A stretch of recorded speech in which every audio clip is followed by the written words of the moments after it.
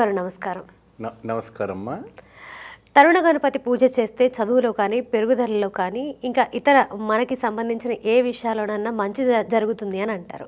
ఈ పూజ ఏ విధంగా చేయాలి, ఇది చేస్తే ఉపయోగాలు ఏమిటి? తప్పకుండా. ముందుగా సింహ గణపతి దేవతోప్య నమః. చూసేవంటి వీక్ష బంధుకు నమస్కారం. భక్తివన్ ప్రేక్షకులకి స్వాగతం. తరుణ గణపతి అప్పుడినే ఆయన వచ్చేసి యవ్వన గణపతి. యవ్వనం అంటే నిత్యం యవ్వనంగా ఉండేవంటి చిరంజీవి గణపతి. ఆయనకు వృద్ధాపనం లేని వంటిది ఎవరై అంటే మహాగణపతి. అటువంటి గణపతి తరుణ గణపతి అనేది మనకు హుబ్లీలో మనకి ఉండటం అనేది చాలా ప్రాముఖ్యత. ఇదే ఆలయం మనకు వడపల్లిలో కూడా మనకు ఉండటం తెలుసు. చెన్నైలో వడపల్లిలో ఉంది, కర్ణాటకలో హుబ్లీలో కూడా ఉంది. సో ఇక్కడ ఇంద ఆలయతలో వచ్చేసి మనకు చాలా విశేషమైనటువంటి ఏంటంటే ఎవరైనా కూడాను చిన్న వయసులో వృద్ధాపనం అనేది కనపడుతూ ఉంటుంది. ఎక్కువ శాతం ఇదేంటి నాకు 20 ఏళ్ళు కూడా కాలేదు, 40 ఏళ్ళలా కనపడుతున్నాను, శరీరం ఆకారం అంతా ఉప్పుగా కనపడుతుంది, 6 ఏళ్ళ పిల్లవాడు 60 ఏళ్ళలాగా మాట్లాడుతున్నాడు ఏంటి, మరి 9 ఏళ్ళ వాడు 90 ఏళ్ళలాగా నటిస్తున్నాడు ఏంటి అంటే అటువంటి లక్షణాలు కొందరికి కనపడుతూ ఉంటుంది ఏమండి. మరియు అదే విధానంగా శరీరంలో కూడా ముడతలు ఏర్పడుతుంటాయి. సో అటువంటి తరుణ గణపతి ఒక ఆలయానికి వెళ్ళేసి చక్కగా అక్కడ ఉన్నటువంటి నిబంధనలు పట్టే ప్రకారంగా అక్కడ చేయాలి. ఈ స్వామివారి ఏంటంటే మనకు సెంబత్తి పువ్వు అని దొరుకుతుంది. సెంబత్తి పువ్వు అంటే తెలుసమ్మా? సెంబత్తి పువ్వు అంటే ఏంటి? మందార పువ్వు. మందార పువ్వు అంటే తెలుసు. మందార పువ్వు అని మన తెలుగులో అంటారు. సెంబత్తి పువ్వు అనేది తమిళ మలయాళంలో అంటారు.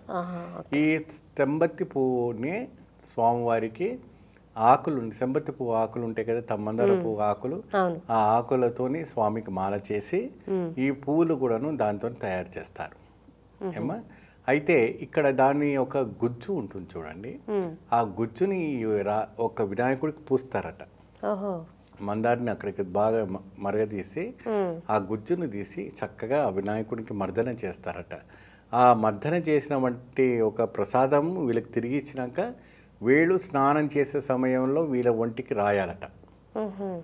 వీళ్ళ ఒంటికి రాసుకొని ఎవరికైతే వృద్ధార్పణం అనేది చర్మం ఊడిపోతుంటుందో, చర్మ వ్యాధి ఉంటుందో, అనేక రకమైనటువంటి వ్యాధితో బాధపడుతున్నటువంటి వాళ్ళు, సో సౌందర్యాన్ని కోల్పోయిన వాళ్ళు, యవ్వన తత్వాన్ని రావాలనుకున్న వారు ఈ యొక్క పుడియారికి పూజ చేస్తే చాలా చక్కని ఫలితాలు లభిస్తుంది. అటువంటి వచ్చిన వాళ్ళ రిజల్ట్స్ ఉన్నాయి, సాక్ష్యాధారాలు నిర్ధారణమైన ఉన్నాయి, అటువంటి ఫలితాలు వచ్చిన వాళ్ళు ఉన్నారు, అటువంటి అలౌక్యమైనటువంటి ఆనందం పొందిన వాళ్ళు ఉన్నారు.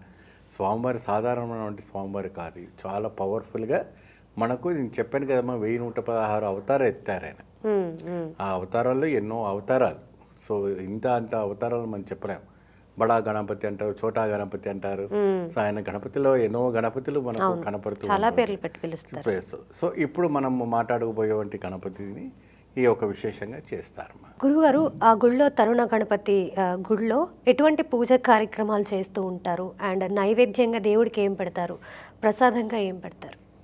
ఇక్కడ తరుణ గణపతి ఎప్పుడైనా స్వామివారికి కొబ్బరి తురుముతో చేస్తుంటారు ఎక్కువ శాతం.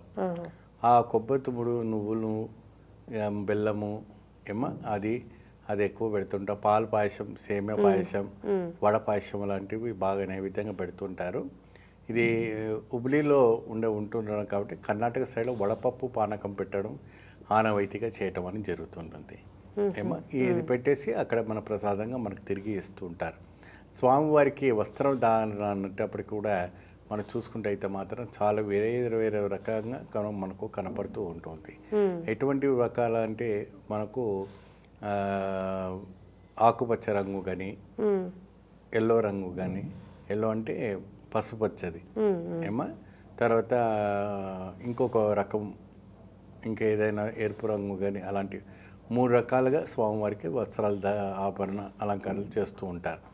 ఈ వస్త్రాలు అనేటప్పటికీ మన ఇష్టపూర్వకంగా మనం తీసుకెళ్ళి స్వామివారికి సమర్పించుకున్నాం అనుకోండి, చాలా చక్కగా మనకి నైవేద్యం అక్కడ చేయటం అనేది జరుగుతూ ఉంటుంది. ఫలితం రావటం కూడా జరుగుతాయి. ఓకే గురుగారు, నమస్కారం. నమస్తే.